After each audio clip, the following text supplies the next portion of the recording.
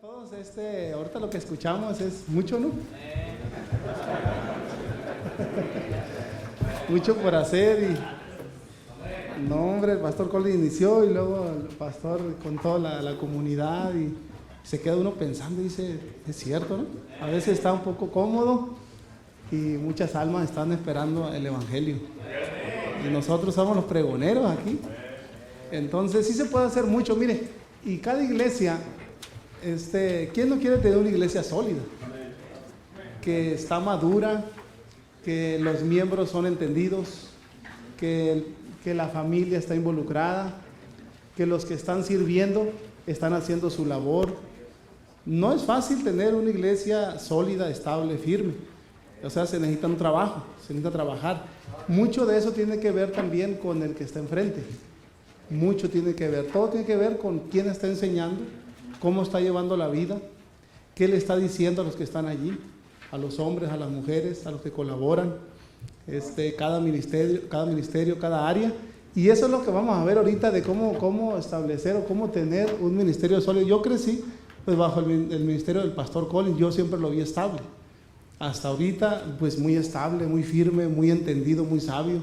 Y yo he visto que uno aprende mucho con el ver.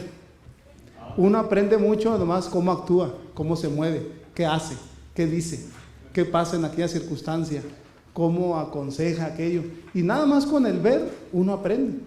Entonces yo aprendía mucho en el púlpito, pues como se enseña, pero cuando uno anda abajo con la persona, cuando anda cerca, uno aprende de la estabilidad de esa persona y es como una influencia que repite el patrón hacia la siguiente generación.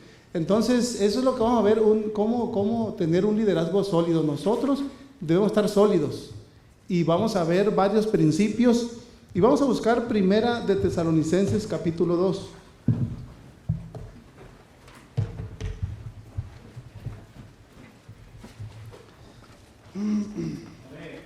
Y dice el pastor, predique 1 hora, me dice. Yo creo que me van a correr aquí porque tienen hambre los hermanos, le dice. Pero no, sí, yo creo que vamos a predicar lo que está aquí. Para ir ya luego a cenar con mucha hambre y todo eso. ¿Y cuántos queremos tener una iglesia sólida? Levanten la mano, así en el ministerio.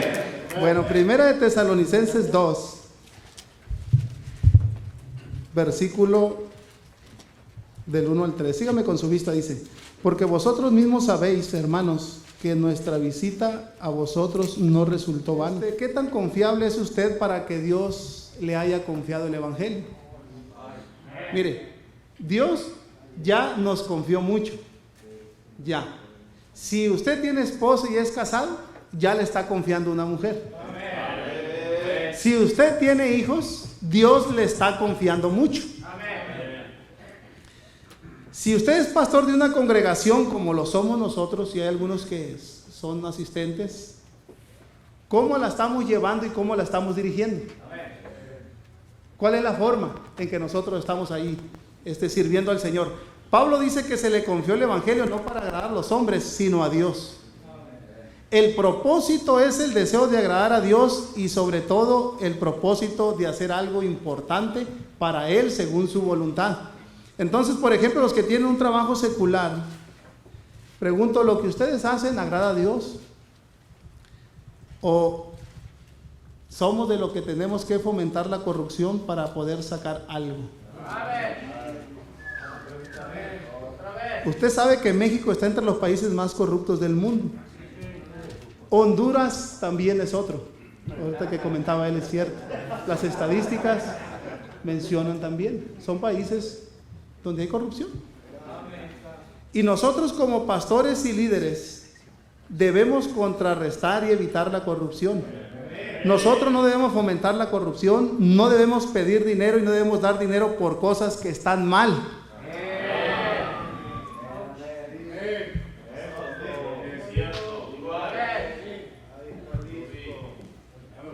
Pablo dice, busca ahora el favor de los hombres o el de Dios. Si todavía agrada a los hombres, no sería siervo de Dios en Gálatas 1:10. Pablo sabía este principio como hombre y como ministro, de siempre buscar el favor de Dios.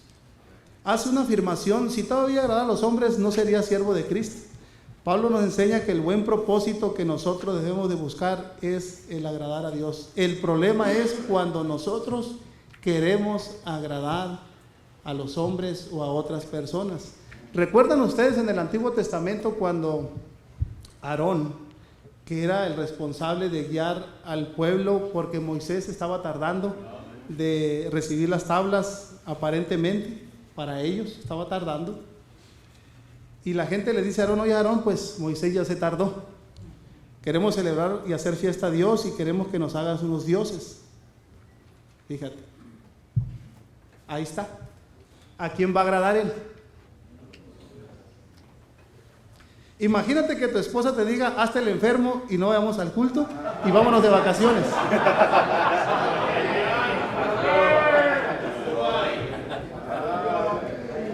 ¿Qué va a hacer usted? Ahí usted se va a encontrar con un conflicto de liderazgo.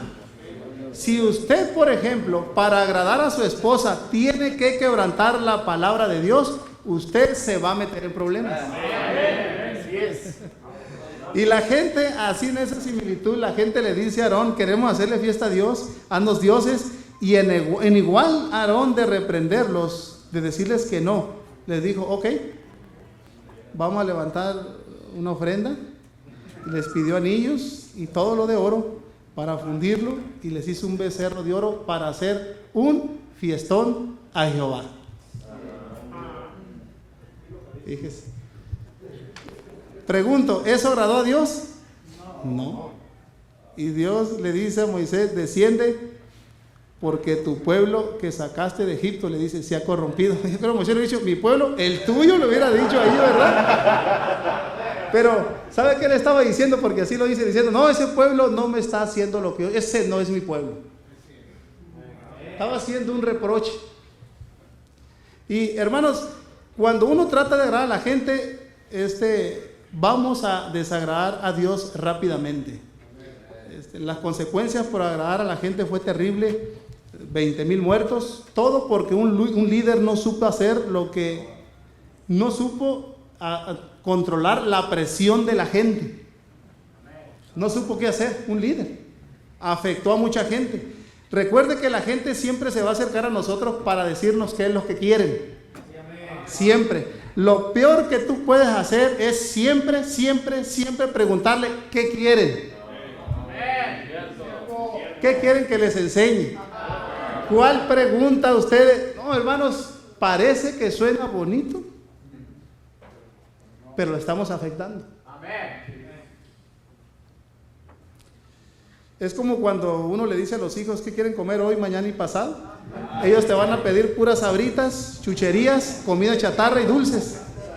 Ellos no te van a pedir caldos, ni carnes, ni verduras. Mire, la gente no está para decirnos qué quieren, porque muchos les van a pedir cosas que no son convenientes o que no son buenas para ellos ni para la iglesia. El problema es: ¿qué vas a hacer tú cuando sientas la presión? Y luego dice el versículo 4: sino que según fuimos aprobados por Dios para que se nos confiance el evangelio, así hablamos, no como para agradar a los hombres, sino a Dios que prueba nuestros corazones. Dios prueba nuestros corazones. ¿Qué va a probar? Si le estamos agradando a Él o a otros. Fíjese, en tercer lugar, sinceridad y transparencia. Nosotros debemos hablar con verdad y sin fingimiento. Versículo 5: porque nunca usamos de palabras lisonjeras, como sabéis, ni encubrimos avaricia. Dios es testigo. Pablo dice aquí: porque nunca usé de palabras lisonjeras, dice nunca. ¿Qué significan palabras lisonjeras? Significan palabras bonitas, palabras dulces, pero que llevan el sentido de adular para sacarle algo a otro. ¿Y qué decía Pablo? Yo nunca, decía Pablo, les voy a decir cosas bonitas para tenerlos contentos. Yo nunca les voy a decir cosas dulces para tratar de ganarme el favor de ustedes y que digan: ah, qué bueno era el apóstol Pablo. Por eso dijo Pablo que cuando tenía que hablar con la autoridad y reprenderlos, él por algo, él tenía que hacerlos. No podía uno estar callado. No podía siempre estar hablando bonito de todo. Claro que no. ¿Se acuerdan ustedes de aquel fornicario en 1 Corintios 5 que dijo, echen ese hombre? ¿Se acuerdan ustedes de los líderes de esa iglesia que no hacían nada? Y Pablo dice, échenlo, sáquenlo. Ahí, ¿qué había que hacer? Mostrar firmeza y solidez. ¿Por qué? Porque nosotros no debemos de estar tolerando todo. Por eso usa ese texto. Ahí no hay que usar palabras bonitas. Si hubiera gente vendiendo droga en la iglesia, hay que pararlos. Hay que pararlos. Pues, ¿cómo qué vamos a hacer? Si hubiera gente adulterando y haciendo cosas abiertas, hermano, con autoridad, y si es la disciplina, hay que hacerlo, hermano. No podemos nosotros adular a la gente. ¿O cómo que no vamos a ser amigos del pecado, que estamos consintiendo, o como que no pasa nada? No, sí pasa. Sí pasa. En la iglesia nosotros debemos de ponernos en contra de lo que está mal y no adular a la gente aunque la queramos mucho. La corriente es tan fuerte que si no te paras bien, te arrastra la corriente del mal. Pablo dice, yo nunca hablaré palabras bonitas ni aduladoras para ganar el favor de alguien. Ahora, hablando en cuanto al ministerio, si nosotros queremos tener un liderazgo sólido, debemos estar firmes en cuanto a ser sinceros y ser transparentes. Lo que está mal y lo que está bien. Ese ministerio es sólido. Ese ministerio es estable. No estamos hacia un lado, no estamos teniendo un liderazgo estable, sólido, fuerte. Lo que está bien, estamos de acuerdo. Lo que no está bien. Y hermanos, aunque tenga años y los queremos muchas veces, a veces hay que decirle las cosas. Pues si agüita, ni modo, pero tienen que aprender.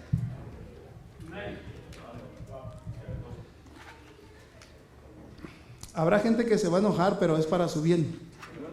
Habrá gente que no va a entender y va a decir que falta amor. No, eso no es falta de amor, ¿no? Eso no tiene nada que ver eso.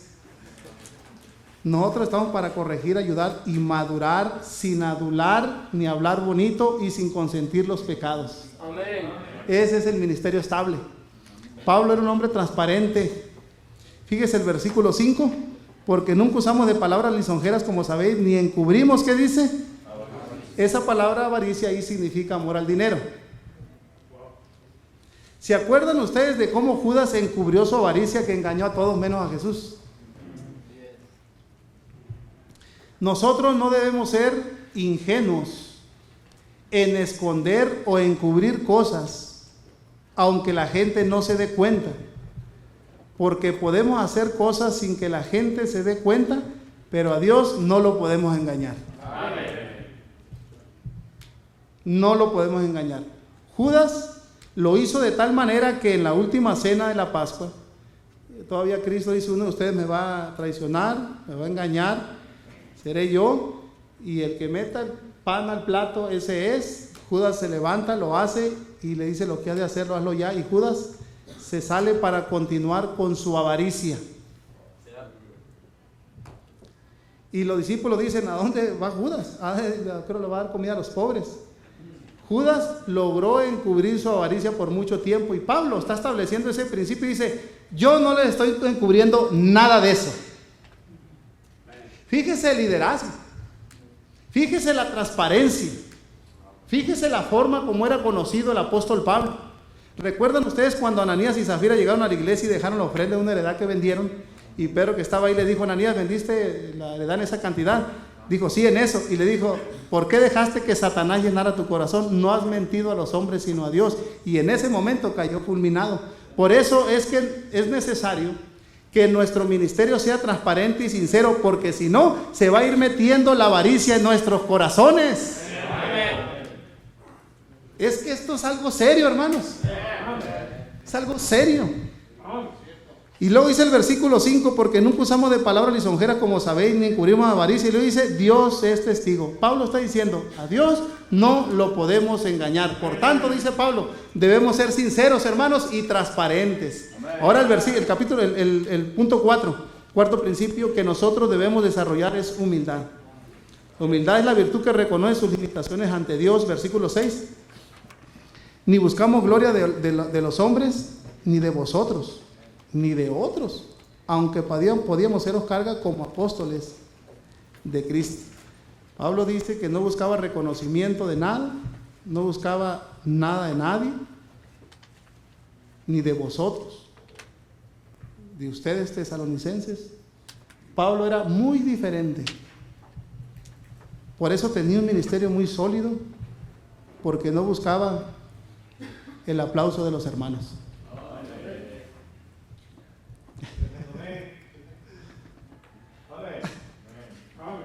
Bueno, eso es cierto.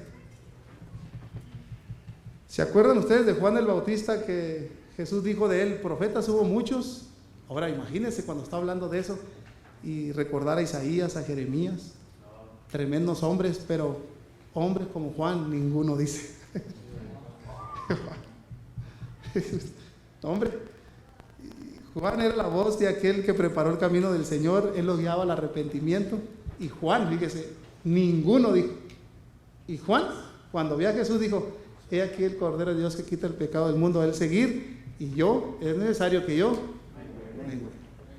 Mientras yo menos aparezca y me vean, mejor. Y Juan desagradó a mucha gente por buscar el reconocimiento de Dios y no el de él. Fíjese.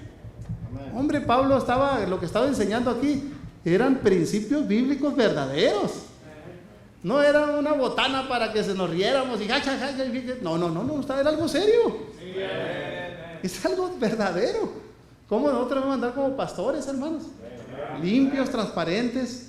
Debemos de aprender a poner a Dios por encima de nosotros para desarrollar humildad.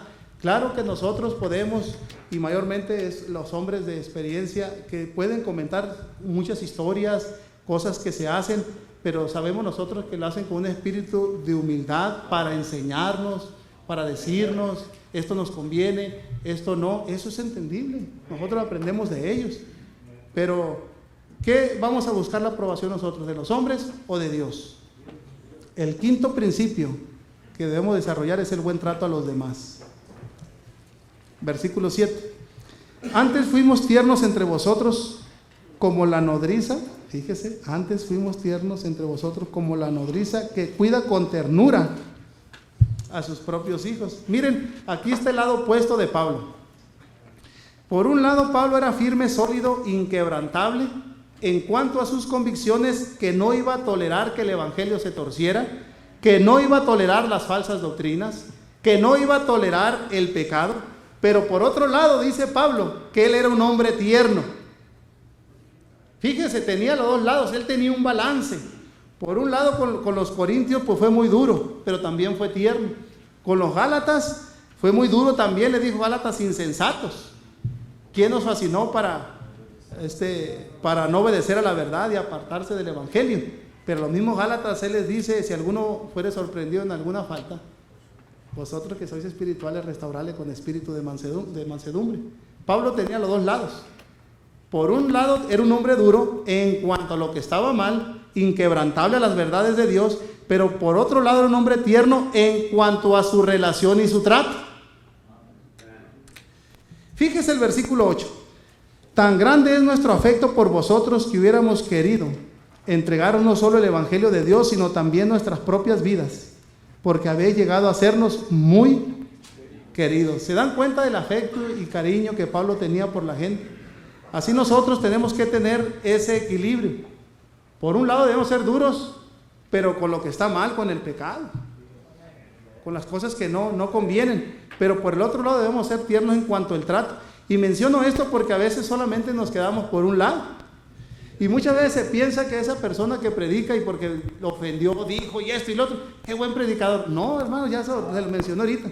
La clave es establecer principios bíblicos. La clave es madurar, hacer entender a la gente qué es lo que está diciendo ahí y tomar decisión en eso. Nosotros no debemos ser emocionales. No debemos ser, no, está bien a veces. Pero lo que está sucediendo interiormente, estas virtudes, esa es la clave. Si solamente somos duros en todo, vamos a afectar a la esposa. Si somos duros en todo, vamos a afectar a los hijos y vamos a afectar a muchos hermanos en la iglesia. Pero si somos equilibrados, y los abrazas, les muestras cariño, les muestras compasión y paciencia y les das un buen trato, eso va a crear un liderazgo sólido, estable y sabio en cuanto a tu relación con la iglesia. Fíjese que el pastor, los americanos ya saben que son bravos. Cuando regañan, para bien de uno. Pero por ejemplo, yo recuerdo a mi pastor casi nunca, nomás 1 o 2 veces que yo recuerdo, en todo. Porque había otro peor que yo, pues. Batalló más con otro. Ya sabe quién es el pastor. Y sí, yo recuerdo que sí nos decía, cuando nos decía, pues nos decía en serio. Pero por otro lado, muy cariñoso, atendiendo con palabras, abrazando, dando palmaditas, sacando a la gente. Y entonces, ¿sabe qué? Ese ministerio, esa forma de ministerio nos ayudó a nosotros. Pero nunca lo vimos como un enemigo, ¿no? Como alguien que nos ama y que nos está corrigiendo, ayudando, y tenía ese equilibrio. Y a veces cuando tenía que predicar duro, predicaba, pero muchas veces predicaba con amor. Predicaba al alma, a la persona, a la gente nueva, a que hiciéramos las cosas por decisión propia, no forzando. Y uno dice, no, pues le falta muchas veces. No, es que debe haber un equilibrio en todo. Además, todo eso que estoy diciendo es muy importante. No podemos desviarnos y agarrar por un lado que la vamos a regar como pastores. En sexto lugar, entrega y dedicación. Versículo 9.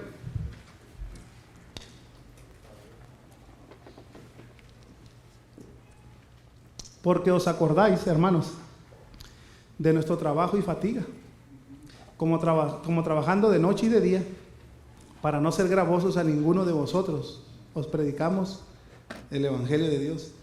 Fíjese, Pablo le dice, acuérdense de nuestro trabajo y fatiga. Trabajo y fatiga habla de entrega y dedicación. La vida de Pablo fue distinguida por su diligencia. La pereza estaba fuera de la vida de Pablo. Hermanos, los pastores no debemos ser flojos. ¿Sí escuchó? Yo aprendí una vez, el pastor me dijo a mí hace años, me dijo, hermano, me dijo, la gente que viene a la iglesia y ayuda y que da sus diezmos trabajan 8 horas. Usted no tiene por qué hacer menos que ellos. Y yo aprendí que debo trabajar mínimo 8 horas, mínimo. Porque es la gente que está. ¿Cómo nos va a ganar la gente? Pues. Entonces nosotros los pastores no debemos ser flojos. Nada de flojos. La pereza debe estar fuera de un pastor, de un varón de Dios. Yo algo que aprendí mucho, hermano, y todavía lo admiro de mi pastor que está aquí, y aprovecho que está aquí para comentar cosas que me ayudaron, y no lo hago para levantarle a él ni para yo creer, no, estamos hablando como pastores, lo que uno aprende, lo que uno mira allí. Pero la realidad es que yo lo que vi siempre en el pastor Collins es que siempre está trabajando, porque sabe hacer todo, sabía hacer todo, no sé si allá lo está haciendo, pero aquí en México construía, ponía la luz, ponía el piso, enjarraba y ponía la tabla roca, especialista, y ponía las lámparas, y ya estaba haciendo todo, y luego enseñaba. Y bueno, decía, pues ¿quién le va a ganar a este hombre? ¿Cómo le ganamos a él? Pues para que le dieron todas las habilidades, todo hacía, siempre estaba trabajando. Y decía, en tiempo de calor, dentro, tiempo fresco, afuera. Era inteligente, muy inteligente es el pastor, siempre nos decía eso. Era una forma de saber cómo organizarse en todo, no como nosotros, porque a veces a lo loco no. Todo tiene que tener, y fíjense, y yo aprendí eso que uno aprende, y la iglesia en Los Mochis, todos los hermanos pues le quieren mucho, pero recuerdan mucho de eso, pues que no, el pastor muy dedicado, siempre trabajando, siempre haciendo algo, siempre construyendo, siempre ganando, siempre, y la iglesia siempre hacia adelante. Nunca, ningún año que yo recuerde, ninguno, se dejó de avanzar y se dejó de construir o se dejó de ganar a alguien, nunca se dejó. Entonces yo lo que he visto, lo único que yo conozco en la vida es de una iglesia que siempre está teniendo visitas, que siempre está creciendo, que siempre estamos construyendo, que siempre estamos ganando a alguien, que siempre estamos evangelizando. Yo no conozco otra iglesia. Pero cuando usted me habla de cosas, yo no logro entenderlo todo porque yo no crecí así. Entonces yo lo que le estoy diciendo ahorita es algo que a mí me ha ayudado y lo he visto y lo seguimos hacia adelante. Ese mismo ejemplo, pues ahí seguimos, estamos echándole ganas. Entonces trabajo y fatiga es entrega y dedicación como ministro. Pablo siguió las normas de la paciencia, del trabajo y la buena enseñanza para formar discípulos. Hay que dedicarle ahora al estudio, hay que salir a ganar almas, hay que tener tiempo de oración, hablar, visitar, todo eso nos lo enseñó el pastor Colin ahorita, y el trabajo se ve. Los hermanos de la iglesia deben vernos como personas dedicadas, entregadas, ocupadas, y que estamos dispuestos a cualquier hora para servirlos. Hermanos, ellos deben vernos también sudar, hermano. Sudar. A veces deben vernos con los zapatos viejos. Eso es un buen ejemplo. Eso ayuda mucho a los que están ayudándonos a nosotros. Yo no soy muy bueno para construir, yo no soy constructor, no me dediqué a eso. Pero ahora que estamos construyendo, ahora tengo que estar con ellos, agarrar una pala o hacer algo para estar con ellos, porque a la gente le gusta que el pastor ande entre ellos. No importa que sepa o no sepa, lo importante es que ahí anda. Ahí anda. Y uno que hace, a ver hermanos, a ver qué vamos a hacer aquello, a ver acá, qué cargar aquello, a ver hermano, ¿cómo aquí? ¿Qué vamos a hacer? Vamos a hacer, y luego al rato el pastor saca la pizza o saca los tacos y ellos están contentos porque ahí está, y luego está viendo su trabajo que están haciendo y le está trayendo los tacos o la pizza, y mire, y todo el ánimo.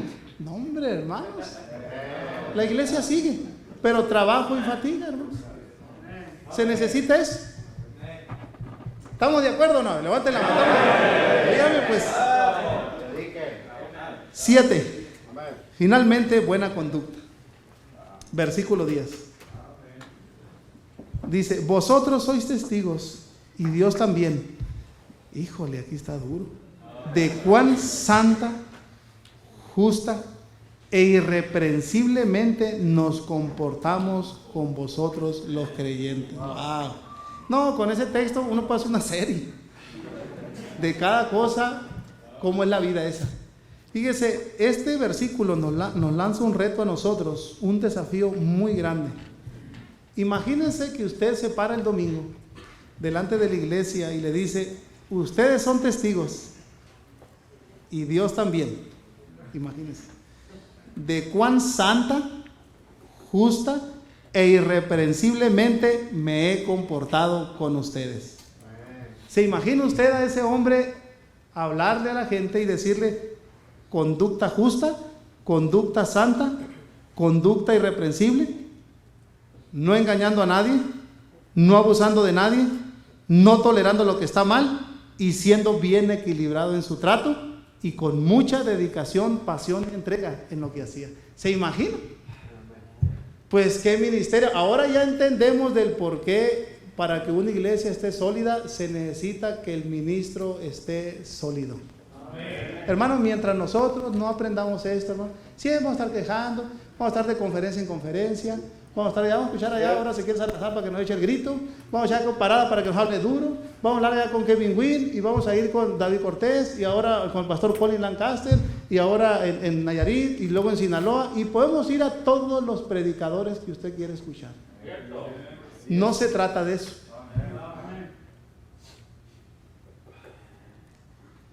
¿Qué decisión toma usted en cuanto a estas virtudes? ¿Quiere ponerlas en marcha, buscarlas o no?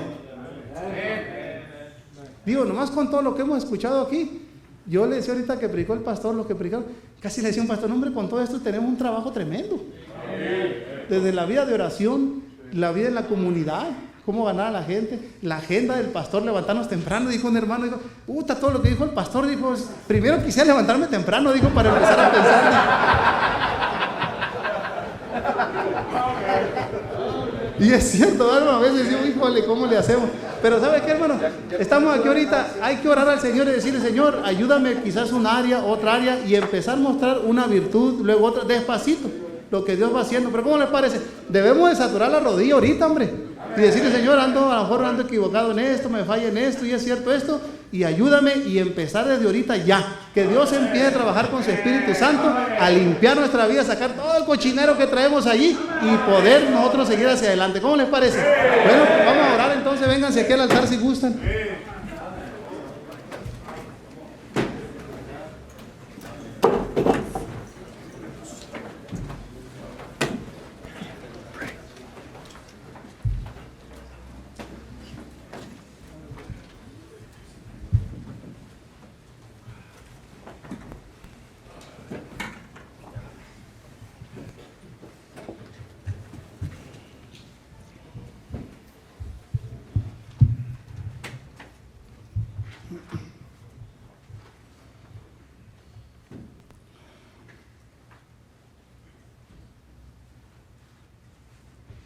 Amado Padre, estamos delante de su presencia, Señor, y estamos muy agradecidos por el ministerio que nos ha dado cada uno de nosotros.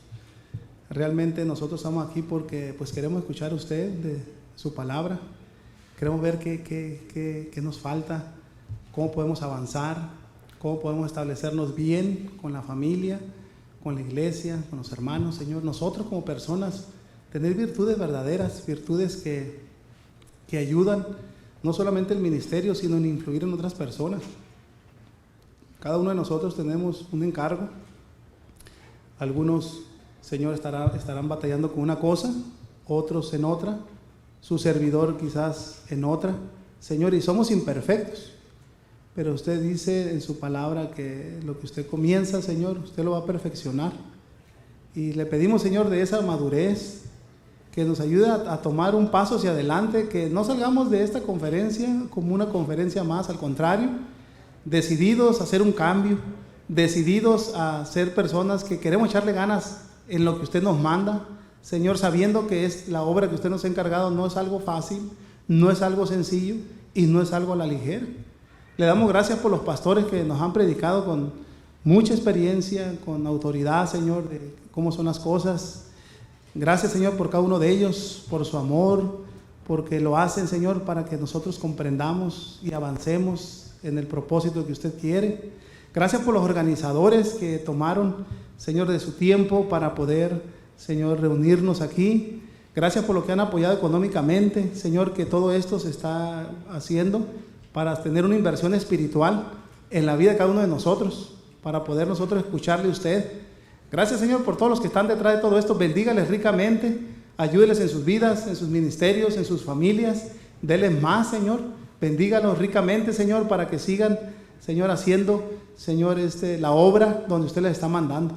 Gracias por el pastor de esta iglesia, gracias por cada pastor aquí que está en sus rodillas, Señor, que nos ayude a cada uno, ahora que volvemos, Señor, a hacer lo que usted quiere, Señor, y ayúdenos, por favor, con su Espíritu Santo, a mantenernos fieles, firmes, estables, sólidos, Señor, para un día poder presentar una iglesia sólida a usted, por favor. Muchas gracias. En el nombre de Cristo. Amén.